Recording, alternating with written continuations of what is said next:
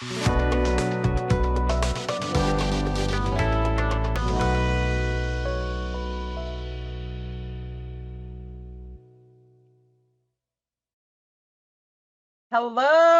NALA members and those interested in serving for office for the NALA Board of Directors. I am joined tonight by past NALA President Jill I. Francisco, ACP, Deborah L. Overstreet, ACP, current NALA Vice President, and a past board member, Jane D. McKinnon, CP. And we are here to talk about running for NALA office. So NALA has continued to grow and prosper simply because our members are involved and invested in the growth of the paralegal profession. So we're a membership organization, and this is something we keep going back to all the time. We are a member organization.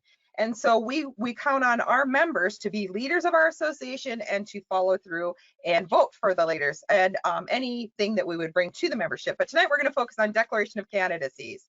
So that means, like I said, we're a member association. So that means that your individual voices of our members greatly matter.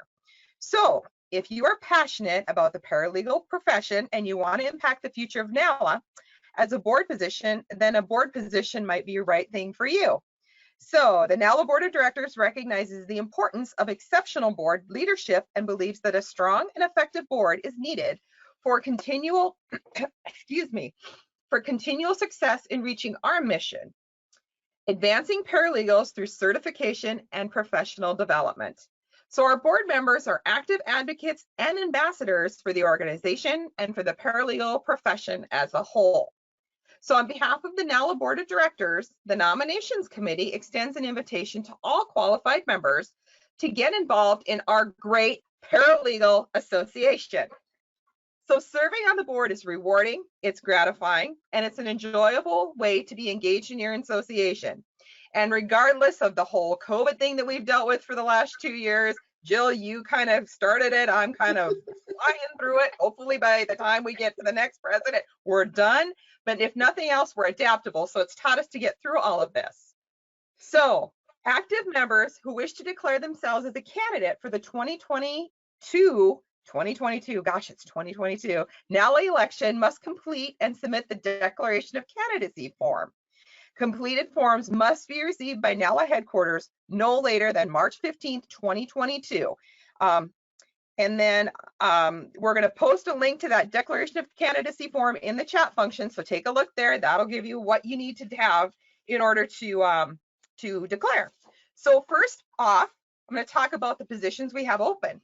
The positions open are Vice President, who is responsible for special projects as delegated by the President or the board. The Vice President sits on the Executive Committee and assumes the responsibilities of the President in the President's absence. And luckily, Deb has never had to take over for me because I've gotten stuck in an airport somewhere, but it's been close. So that's why you have a Vice President.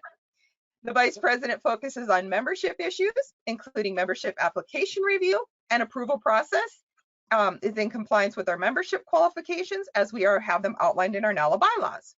And the Vice President is elected by the membership and serves a term of 1 year from election.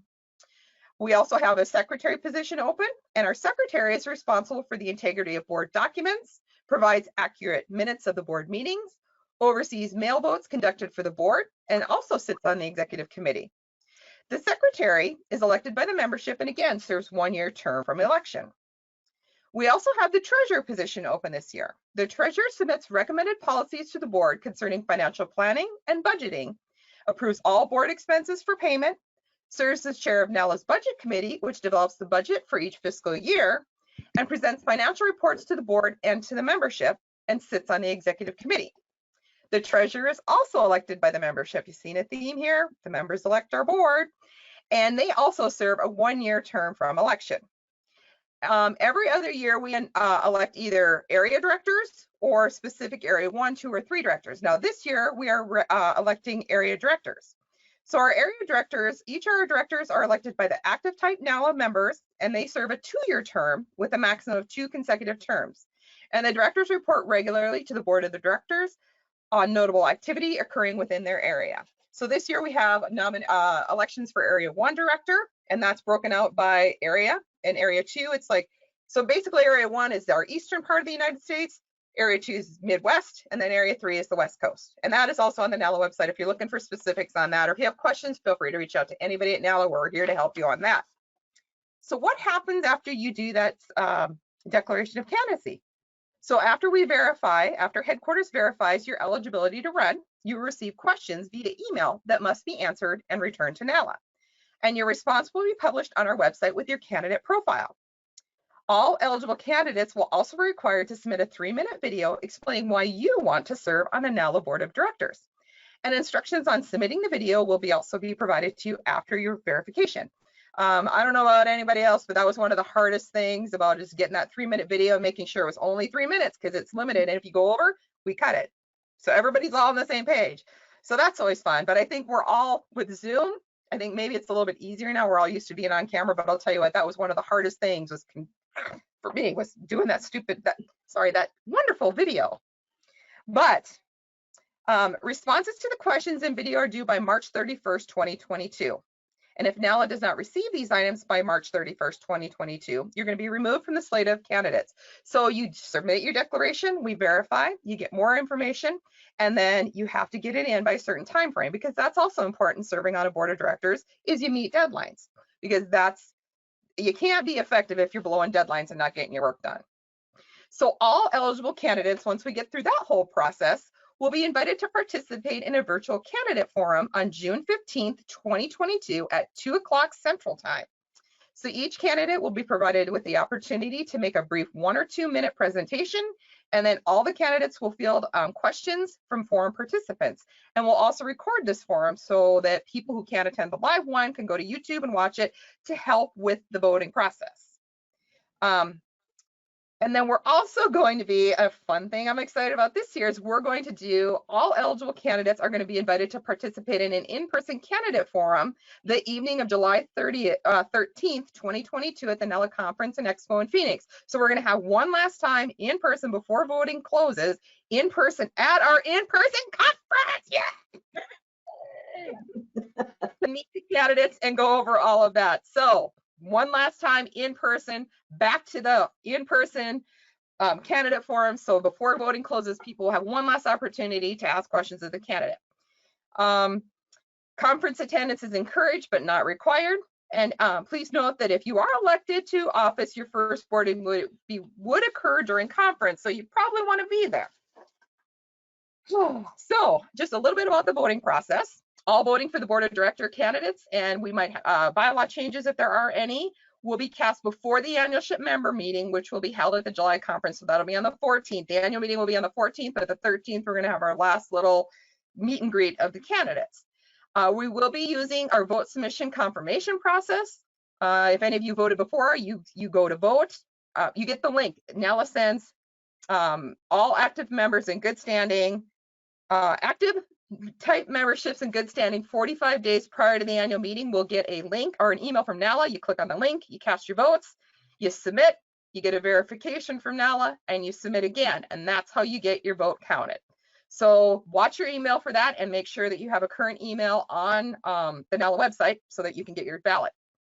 And again, like I said, voting will take place online from the convenience of your office, your home, your phone, your tablets, until 9:30 a.m. on July 14th. And then we will announce our election results during the annual membership meeting at the conference on July 14th.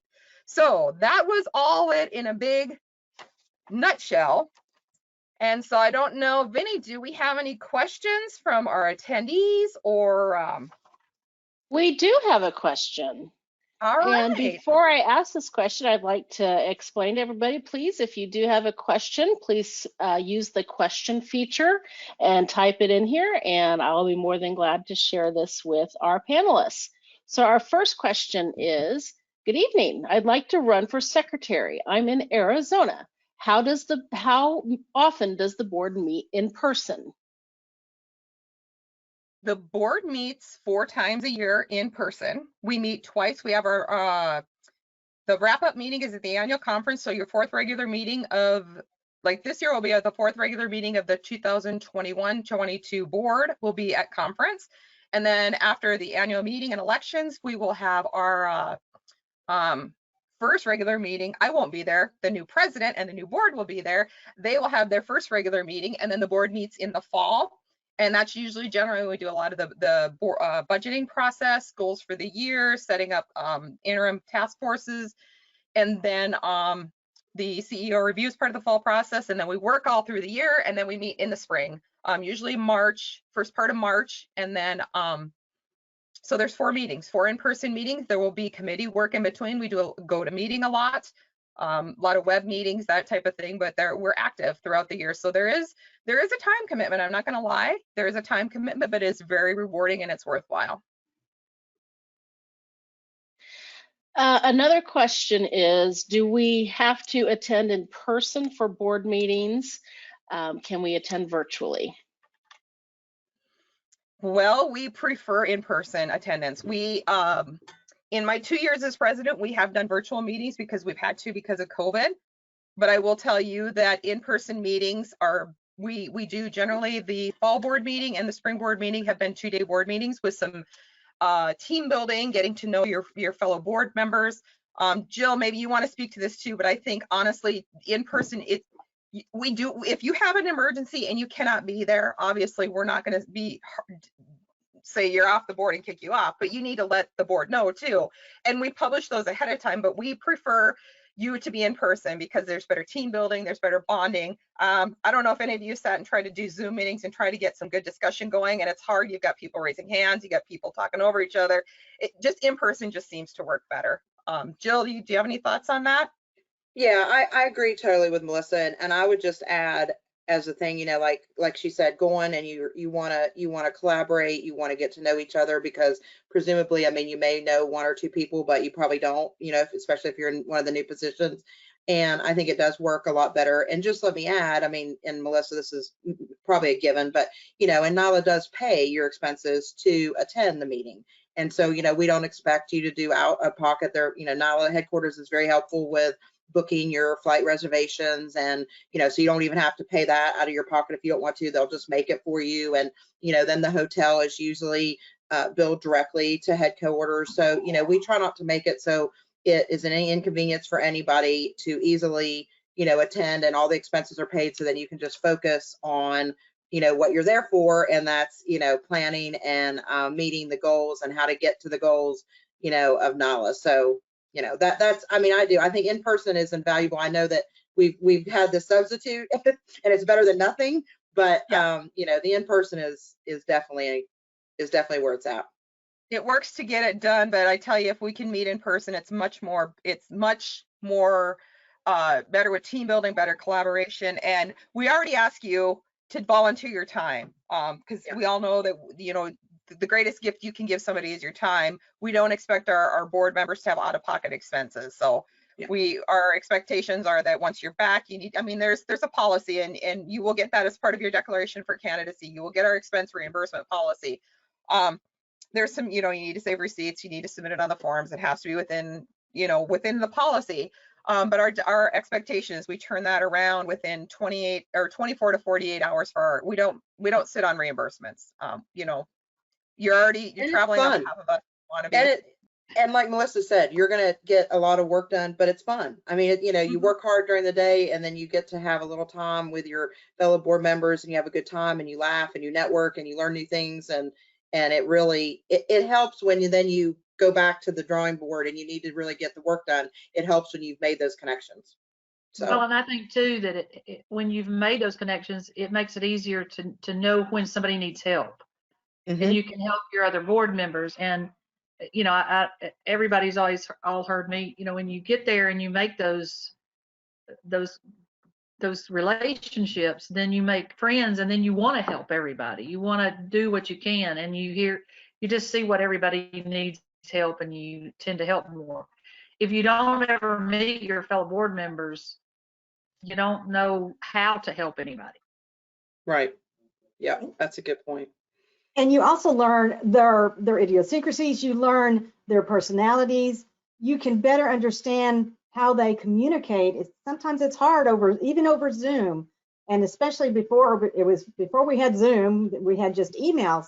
Things can be misinterpreted. When you're there in person, then you can understand that person's personality. you have that bond with them, and juices flow. We are a strategic organization. We want to look, we're visionaries. We want to look forward. So when you're all together, it just continues to build, and it's so much better in person. Mm-hmm. Plus, it's easier to throw in the don't look like quit beating a dead horse. This is what we use at our meetings when we start getting off track. Remember the weeds, Jill? The weed sign is gone when we were going in the weeds. I don't know what happened to the weed sign. So now I've got this guy, and he probably won't survive me. But this is what gets thrown in the middle. Like, all right, we're beating a dead horse. Let's move on. That's funny. That's funny. Whatever it takes to get back on track. Okay, I think Tracy has another question from the panel. Yes, we have a question from Eva. She says, I'm considering running for treasurer. Is there a budget committee on the board and or specific NALA staff that the treasurer works with besides working with the board at large? Well, NALA has we have a controller, and basically the controller and Vinny, headquarters develops our budget. That's the one big thing when you are coming from like an affiliate, serving on an affiliate board versus coming into serving on a national board. We have a staff of 12 people, Vinny, correct me if I'm wrong, or is it 13 we're up to now? We have 15 staff members, Madam President. Woo! Sneaking them in. I don't even know how many we have. I go through you and it gets done. But we do have a professional staff that does handle that. We have a controller and Vinny work on our budget. We look at our years prior. It is not the treasurer's job to come up with the budget for the association. That's what when you come to a national association, we have staff that carries out the directives.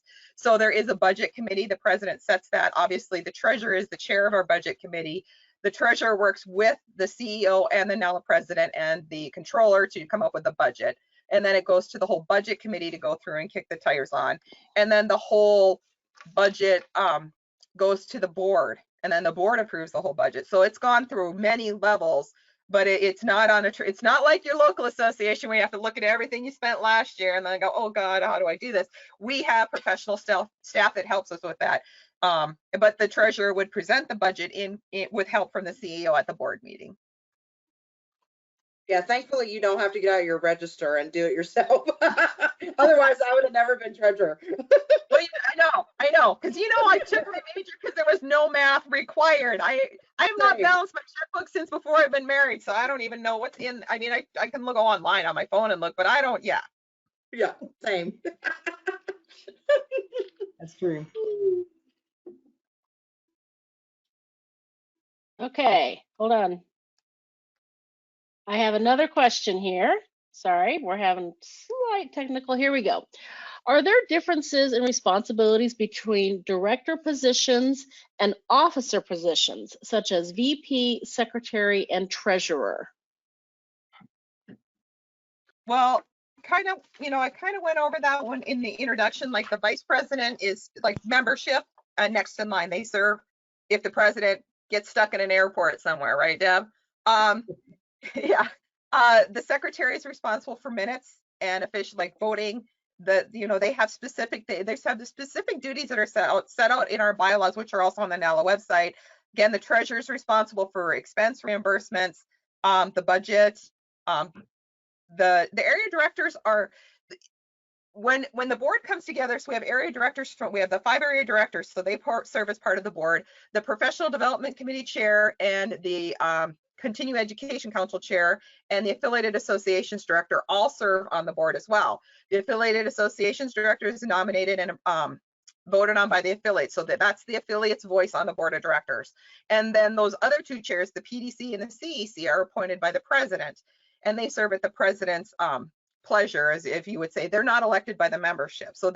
But we all come together and we all work together. Now, everybody has distinct duties, like budget obviously goes to the treasurer, but say if we have something that comes up where we need something, and then the certifying board chair also serves on I keep forgetting because they're a non-voting member, and our certifying board, another thing that a lot of people don't understand is that our CP exam is a NALA product, but our certifying board and NALA are 2 separate entities. NALA does not say what goes on the test, write questions, any of that. It's NALA, it's under our umbrella, but we don't control any of that. We're two separate entities. So that's something people forget too. But the certifying board chair is also is a non-voting member of the NALA board of directors. So when we come up, there'll be special task force. We'll come up with things. And so the president will appoint committees to work on special projects or different things throughout the year. And all the board members will be, some people have, say if we had to come up with, say our budget was off and we needed to come up with a new way of budgeting. This is just made up because our budget is good. But say, so you would pull, like say there's a paralegal that works in finance, you would pull that paralegal onto this committee. The president will sit and appoint committees in conjunction with the CEO. Like when the president sits down with the CEO for the year, we come up with goals for the year, and then we figure out where, well, we should do a task force on this. We did one for instance, last year we did the paralegal student relations committee. So Vinny and I sat down and we kind of talked it through. Well, it made sense to have, we've got some educators on our committee. So we pulled out some educators, we put educators on there. We're trying to get the right people in the right seats. So the people with expertise. So depending on where you don't have to have specific, you don't have to be a finance guru to be treasurer. You don't have to be like a wordsmith to be secretary. Like it helps if you know these things, but we try to get varying degrees of people with experiences on the board to pull them all together to do that. So some to try and answer the questions, since I keep rattling here, some positions do have specific things laid out in the bylaws, but they all work together to come to one resolution or to one goal to try make NALA better and to advance the paralegal profession.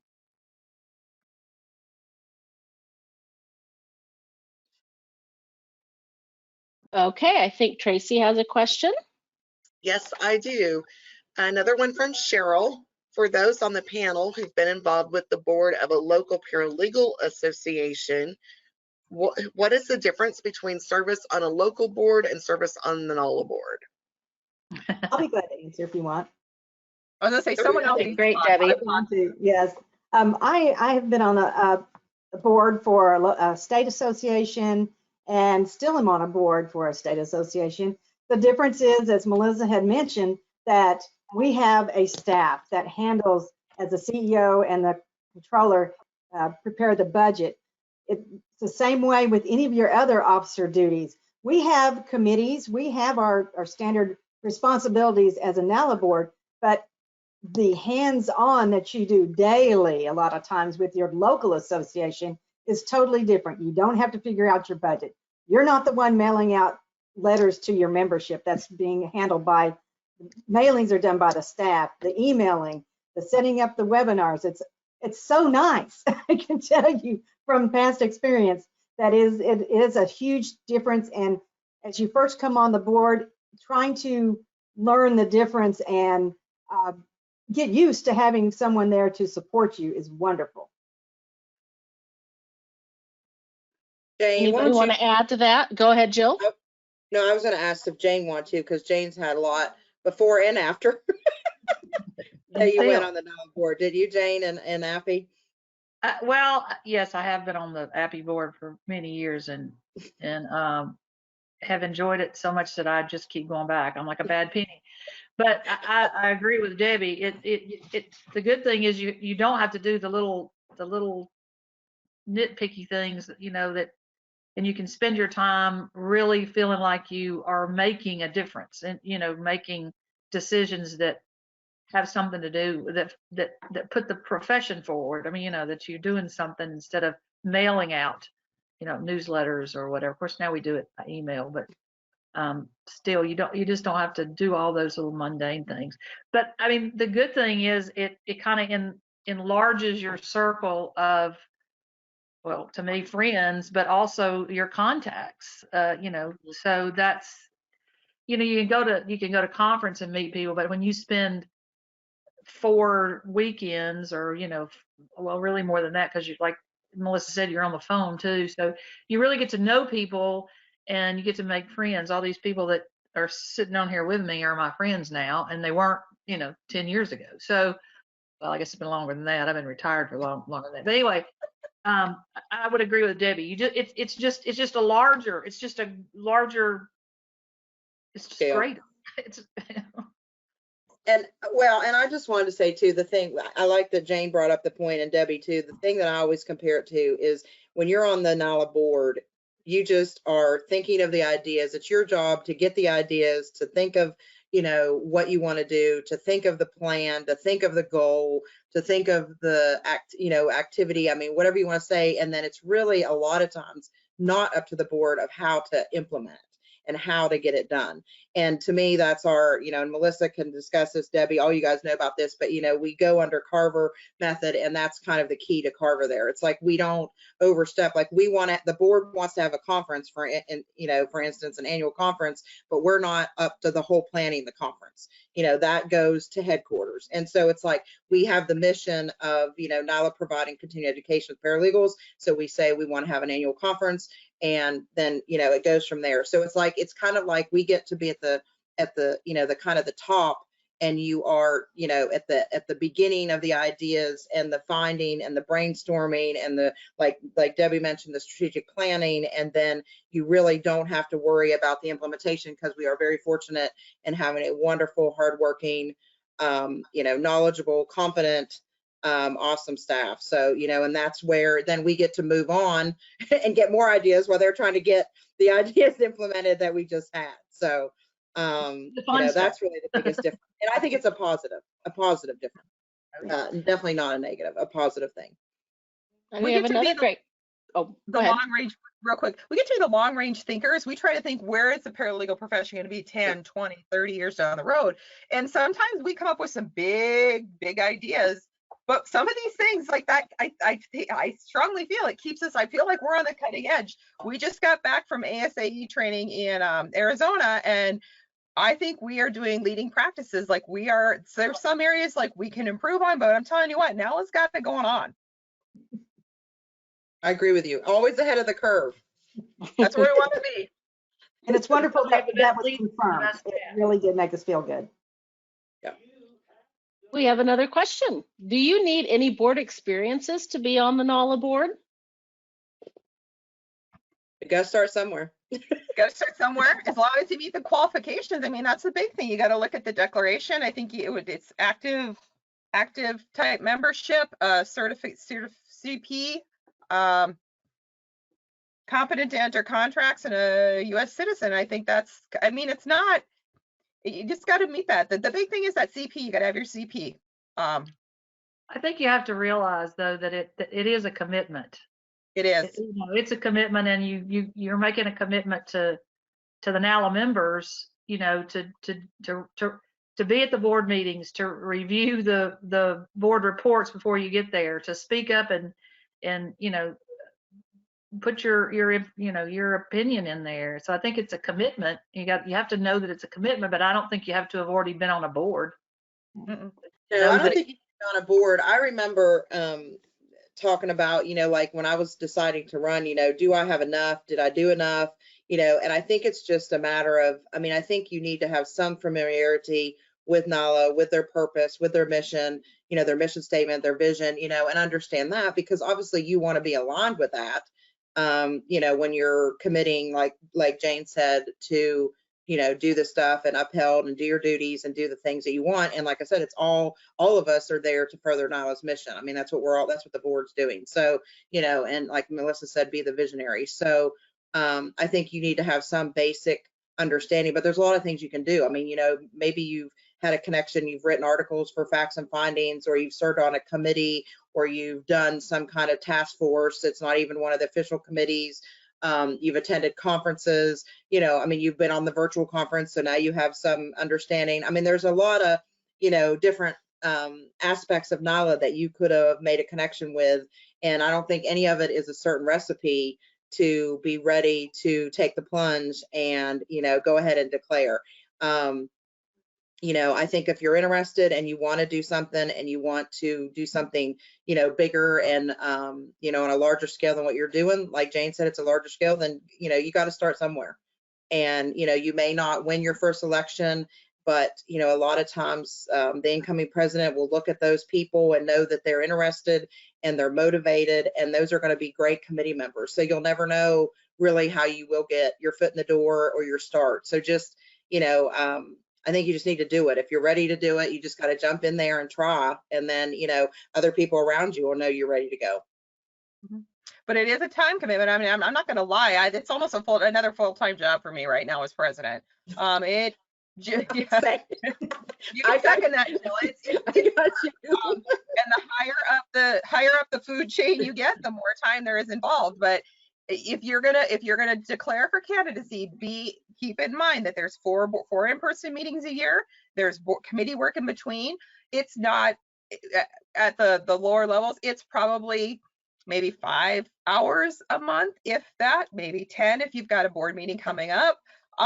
But it is a time commitment, and if you're going to take that spot, and then you got to follow through. You need to be there. You need to be prepared. You need to. We try to get for advance of our board meeting. We set a deadline. We put out our notice, and any reports have to be out there posted to we use Basecamp, and our reports have to be posted 2 weeks before a board meeting. Because if they're not, we're not working on them, because you have to have deadlines, you have to meet them, and you can't have good meetings without people getting their information to the board so that the board is prepared. So there is a time commitment, there are deadlines, so you need to be aware of that. But it's not, I mean, we're paralegals, we juggle chainsaws and fire all at the same time. I think you can do this. It's just to be aware there is a time commitment, and you need to be there. You need to show up. If you want to be there, we welcome to have you on there. All opinions, that's the best part of our board meetings. And Jill, you've been there, Jane, you've been there, Deb. We can be in board meetings and we'll go to the mat on our decisions. But once we come out of that board meeting, we're friends. And we speak with one voice. That's another, I don't know, you can kind of see the one voice, but that is part of Carver too. We, in board meetings, we kick the tires on everything. But once we make a decision, we come out and we speak with one voice. And this is the board's decision, and this is where it is. We don't sit and gossip. We don't do any of that. It's like, here's the decision, and we move forward, and we speak with one voice. So it's been rewarding. Deb, you got more to add? Yeah. I just want to say that if you are passionate about the paralegal profession, if you feel like you have ideas that would help continue to move our organization and the paralegal profession forward, by all means, submit your nomination, because we were looking for forward thinkers. We want people that want to see down the road, what can we do, and are we meeting the goals and the needs of the members? This is your organization. You are the members, and you're the ones that are the drivers of this organization to make sure that we represent you to the best of our abilities. The one thing is if you're viewing this and you're like, ooh, I don't know that I have the time for this, or I'm not ready, submit a volunteer form. We're always looking to put people on committees. So maybe the time isn't right for you right now to run for office. Then volunteer. We can use micro volunteering. The certifying board is doing those, the test graders. So we're always looking for micro volunteers too. So that's something to keep in mind too. If we're not answering your questions, or it's just not the right time for you, the volunteer form is on the website, and Vinny and headquarters, if you can post the link for the volunteer form in the chat, that would be great too. So we will. I would love to have as many people as we can have on the board. But not everybody can be, we have a finite set of numbers, but if you're interested in, that's another way to get your foot in the door to serve NALA. Okay, and I know you've talked about this a lot already, Melissa, but we did have a question about that time commitment, about how much time, days away from family, work, and free time in a year. So can you guys give an example of what that would look like? Don't give the president. Don't give the president. Mine is different than Melissa's, and each level has different commitments depending on if you're on a board member who's on a certain committee. If you're president, like she said, it's another full-time job. So you're working, 40 hours a week on your regular job, plus you're working that. You don't get a lot of sleep. And as vice president, it's not as much, but I still have committee work that I do. So it varies with that, but I know I put in, because you watch the NALA Commons and all of our social media, and we're involved in that, and see, are we at the heartbeat? Are we talking to our members? So if you're going, some months you're going to do 5, some months you're going to do 20, but a lot of that, a weekend is 8, maybe 5-6 hours on a weekend on something, but when we go to our meetings, we're focused. So those are going to be more.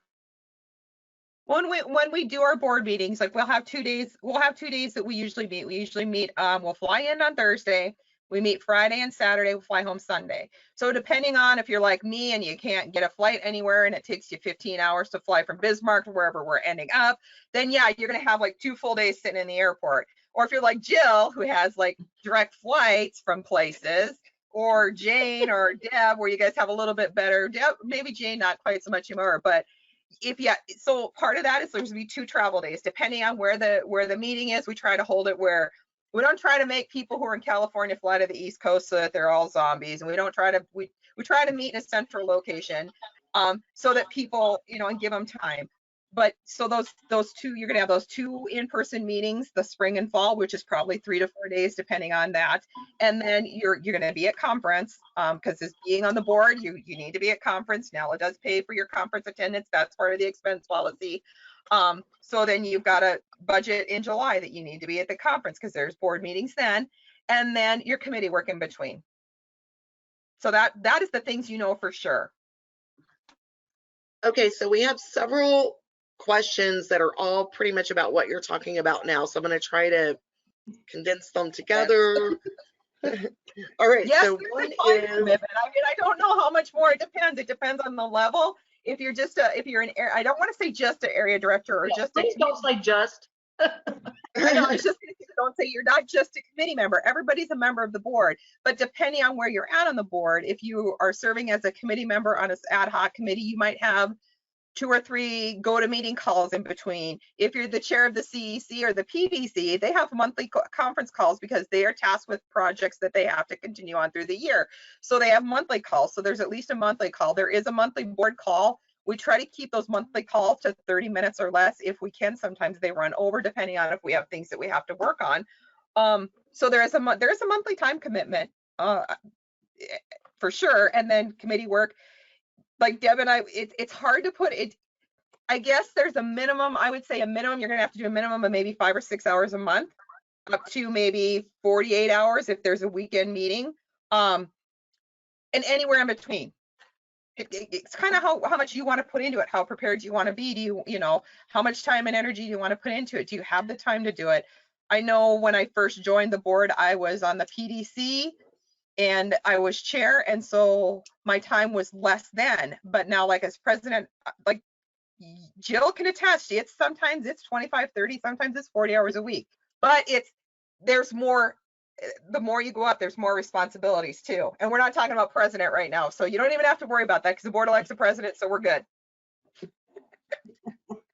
But if that's your goal, then Right. that's what you need to realize, that there is this huge time commitment. And if you are willing to submit your time to the organization, we'd love to have your ideas and have that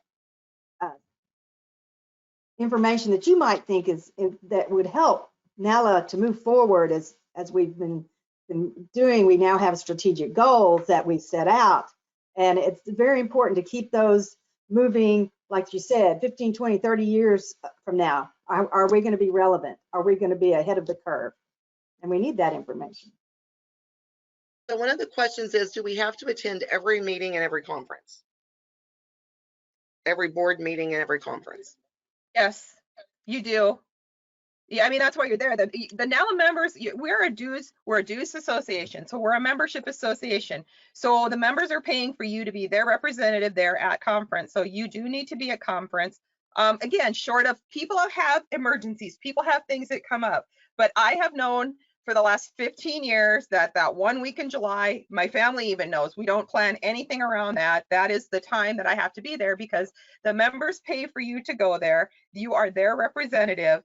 And there also are duties the board is tasked with at conference. We work with the conference speakers, we introduce speakers, we interact with members. We are there on the members' dime. So we need to be there working for our members. And are there any board meetings during working hours, or are they typically all on the weekends? Again, the board meetings, like if we do the fall and spring, they're Thursday, you fly in Thursday, they're Friday, Saturday, so you probably will miss some work. Depending on how those are. Sometimes if we're not doing, because we've met virtually, we've had to meet virtually sometimes. We've met so we don't get as much done virtually. We get as much done as we can, but we have had 2-day meetings. Generally, sometimes in the spring, we only have a 1-day meeting. So you fly in on Friday, meeting Saturday, you fly home Sunday. So there are board meetings, those 4 board meetings a year that we do, that are maybe during, like the 2 of them are at conference. So obviously during the work week, you're going to be gone because conference is usually Thursday, Friday, Saturday. So then you're going to have some time out of the office then. And then those weekend board meetings with the Thursday, Friday. And then you're back at work on Monday, unless you're like me and you get stuck in an airport and you don't get home till Tuesday. I might add, yeah. Well, that's another story for Melissa. But we Also, also travel advice from Melissa. That's what the story is. Don't get on a plane with me or go even in a car. Cars are out now too. But we also have, as Melissa mentioned, we have our monthly board meetings, or the board calls rather. And so when you have those calls, it depends on time zone, what time that's going to fall. It could be anywhere from 10 in the morning for some groups to 3 in the afternoon for another one, depending on where you're at. And we've had members that have been on the board from Alaska. So their time is crazy compared to a lot of the others. And they realize that commitment. And I'm a federal employee. So my certification, my work with NALA is on my own leave time. There's a lot of people where they work, and Melissa's the same way. There are some people that have worked for private or for firms, and they understand the commitment, yes, and have been lucky where a lot of times that you don't have to use your own time, but it'll cut into your vacation time if that's something to think about, and that's a commitment. Yeah, knocking on wood there, Jane. Huh? But it's like, yes, we do realize that there is a commitment, and that's something to just mull over. If you're thinking about running for office, we would love to have people see a lot of people that are running for office and they have that qualifications and feel like they are more than qualified. But definitely have that heart to heart with yourself. Are you ready to commit to you're using up your personal time or maybe your vacation time to serve your members?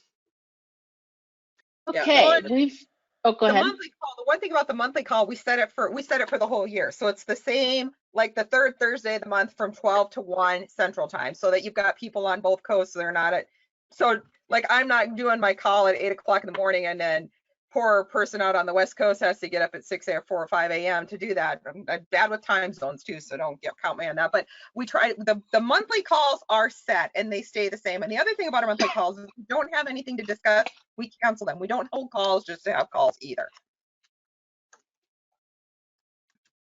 Okay, so still related to this, and I don't feel like we're beating a dead horse with this because I think this is really important that people understand this commitment. So I'm going to ask this question as well.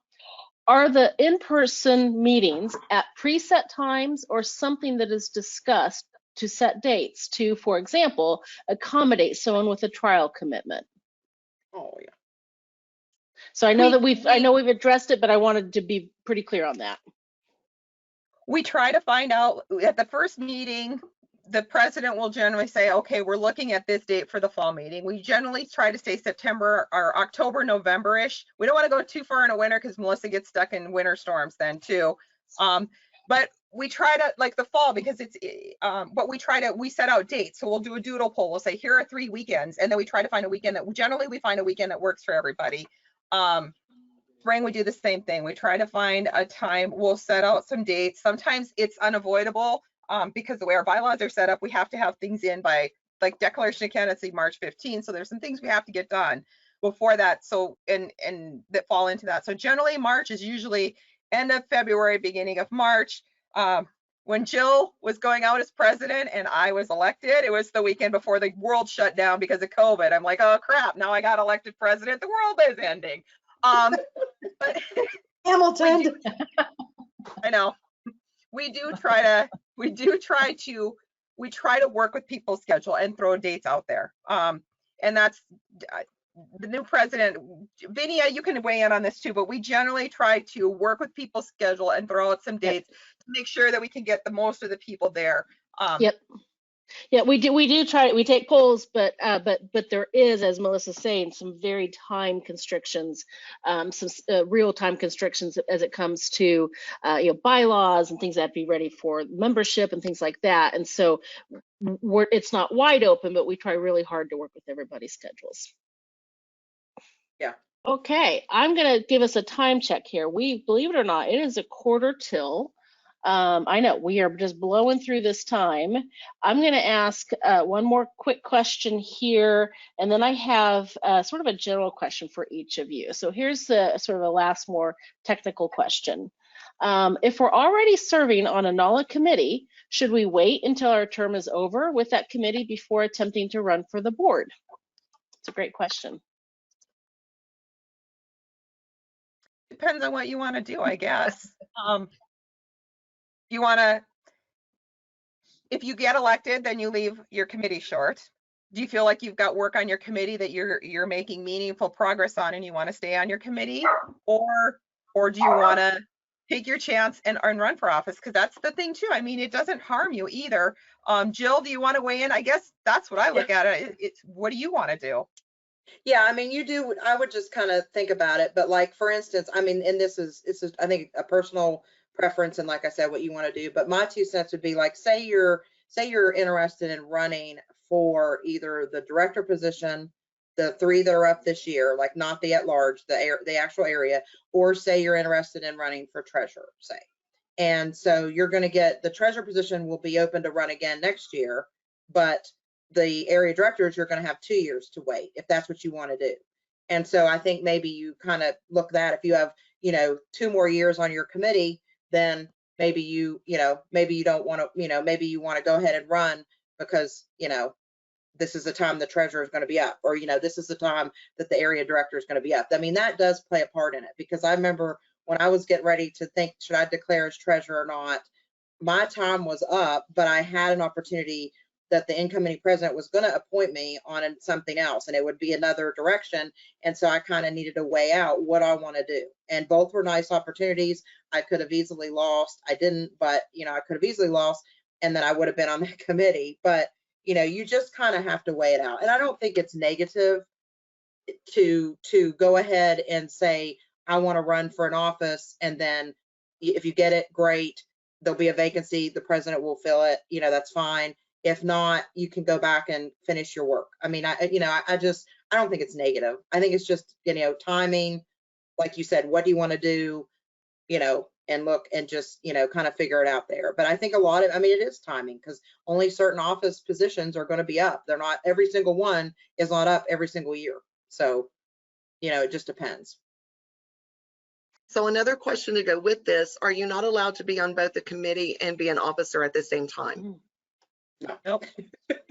Once you're on the board, you're off the committees. You're done on the committees, and then yeah. And you don't want to be, because What it's is too much another committee while you're on board?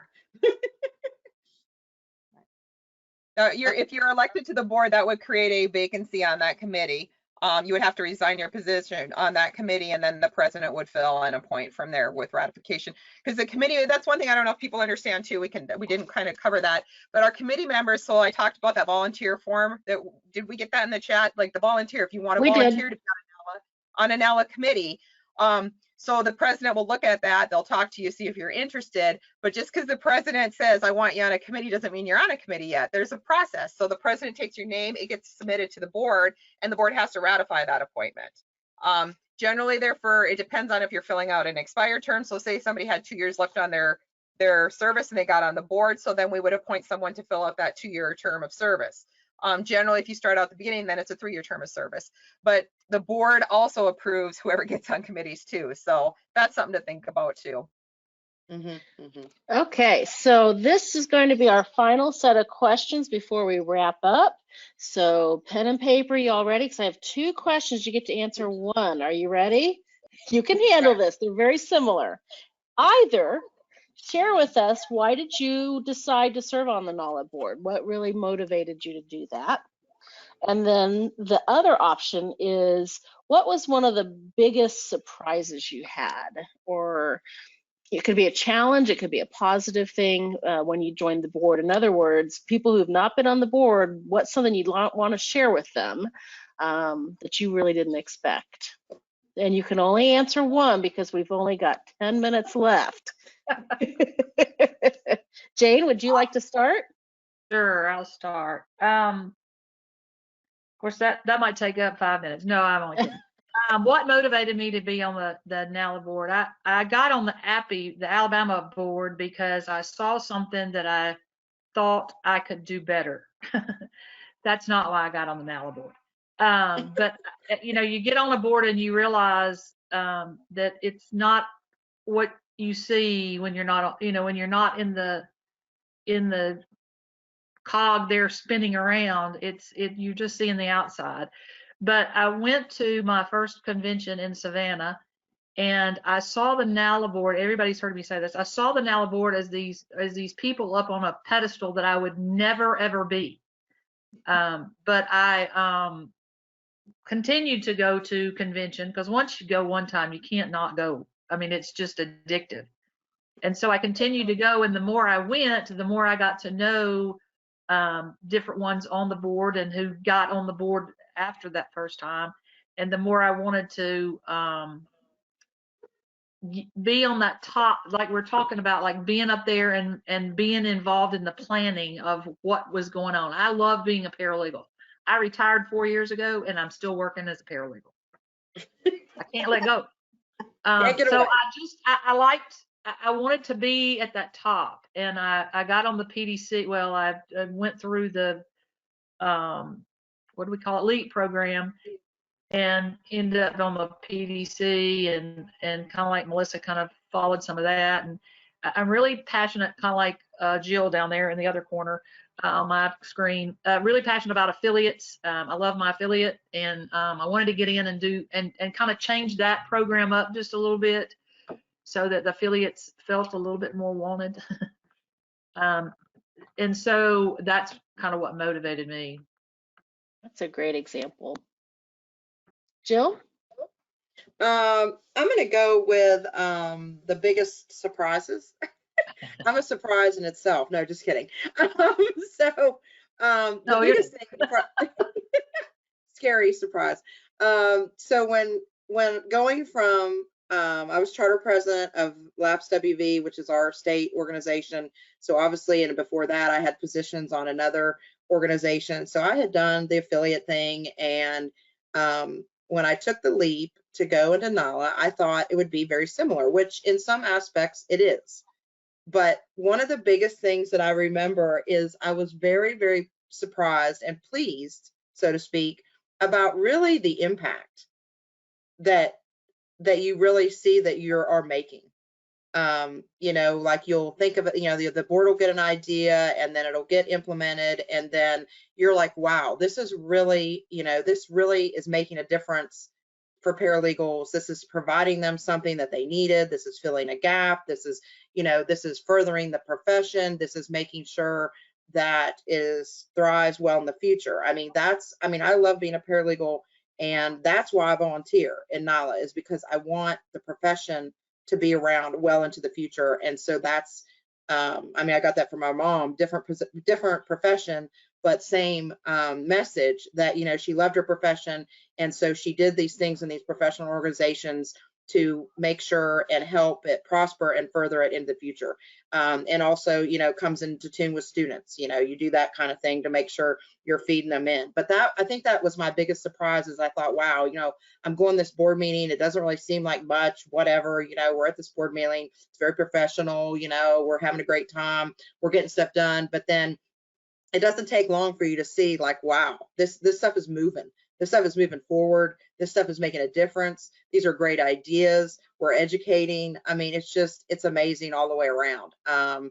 And so that, I think, was one of my biggest surprises, that it's not just shop talk. There's action. There's things that are really happening. There's things you can put your finger on that, you know, you can point to specific examples, like this is really making a difference. So that, I think, was my biggest thing. Not that I thought it wouldn't have been, but it just was it was very enlightening, very, very enlightening for me to see it. Great. Debbie? I will go with why I decided to serve. I started out kind of a late bloomer and started out in my 30s with NALA, and so I had many years of working in the legal field, and so I had that passion about me to for the paralegal profession, and I wanted to give back. I wanted to, I always said, pay it forward to other paralegals and help with assuring that we provided them the best tools for their profession. Are we representing them correctly? And so I went through the LEAP program, went to leadership program we used to have, and it even cemented that yes, I want to serve our members. I want to be a part of this organization and assure we are representing our membership to the best of our ability. And Madam President. Well, the biggest surprise. Well, I guess when I started on the board as PDC chair. So again, I was appointed by the president, ratified by the board. And my first board meeting, I was on my way, and there was a weather delay. I got stuck in Minneapolis. I got on the wrong shuttle bus. Lightning hit my plane. I finally got to the board meeting half a day late, and I was so scared to come in. I was like, oh my God, they're going to think I'm the biggest idiot in the world. Who is this person? They're probably looking at Linda Wolf like, why did you appoint this Goomba Loomba to this board? She can't even make it here in person. And I walked in. I remember I came running into the hotel. I ran in. And so I missed the whole first morning. They were just starting the afternoon. And Kelly LeGray was my mentor. And she's like, you're fine. Just take your time. And of course, I was my first board meeting. I had to go put my suit on and I was ready to go. And I came walking into the board meeting. I'm like, they're going to yell at me. And they applauded. They're like, you're finally here. We're so glad you're here. Our board is welcoming. So that was my biggest surprise. Like you see people up on the wall, you see their pictures, you see them as the leaders. But I will say that we are one welcoming board. We're huggers. Now that we have COVID, we probably aren't going to be hugging like we always do.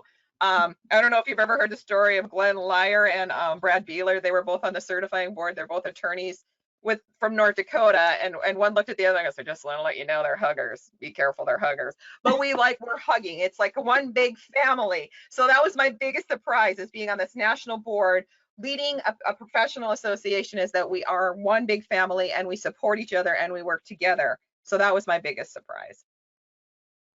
Wonderful. And we have 3 minutes left. It's a perfect opportunity for me to just wrap up and share with you folks that this will be available on YouTube, on our YouTube channel. If you go to YouTube and just type in NALA, the Paralegal Association, you will be able to find our channel and you can subscribe. You don't have to subscribe to watch it, but we'd love to have your subscription. And so it'll be available for you there and for others to look at. And this was yet another new attempt at really opening up the board process for folks and really demystifying it for folks. So I do hope that you found this beneficial and helpful. And I encourage all of you to look deep into yourself and see if this is something that you can commit to, and if so, go forth and run. Elections will be right as the conference is starting, 3 weeks prior to the conference, and so please be sure you vote as well, even if you aren't running. Any final words anybody would like to say before we sign off? I will just add, the video probably won't be on YouTube until tomorrow or Friday at the latest. So. Okay. Give it a couple of days, but we'll get it up for you guys.